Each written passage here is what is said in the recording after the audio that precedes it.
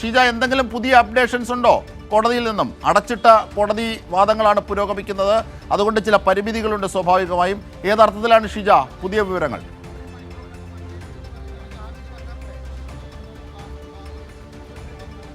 അജിംഷാദ്, ഏതായാലും ഇപ്പോൾ ഇരുവിഭാഗത്തിന്റെയും വാദം പൂർത്തിയായിരിക്കുന്നു.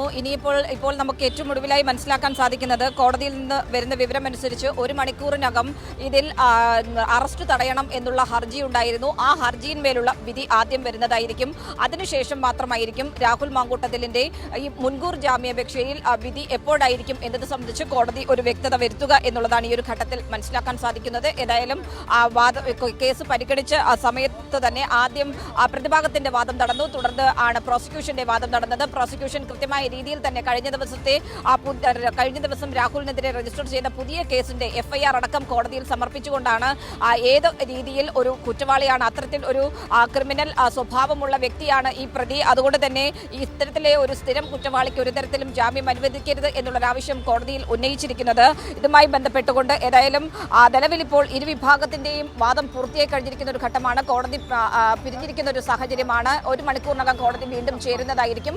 അപ്പോൾ ആദ്യം കോടതി പറയുക ഈ നോട്ട് ടു അറസ്റ്റ് എന്ന് പറയുന്ന ഹർജി, അതായത് അറസ്റ്റ് തടയണം എന്ന് പറയുന്ന ഹർജിയിന്മേലുള്ള വിധിയായിരിക്കും ആദ്യം പറയുക. അതിനുശേഷമായിരിക്കും ഈ മുൻകൂർ ജാമ്യത്തിന്മേലുള്ള വിധി. അത് ഇന്ന് പറയുമോ അല്ലെങ്കിൽ ഇനി മാറ്റിവെക്കുന്നുണ്ടോ എന്നത് സംബന്ധിച്ചുള്ളതിൽ ഒരു വ്യക്തത കൈവരിക്കുക അപ്പോൾ മാത്രമായിരിക്കും അജിംഷാദ്.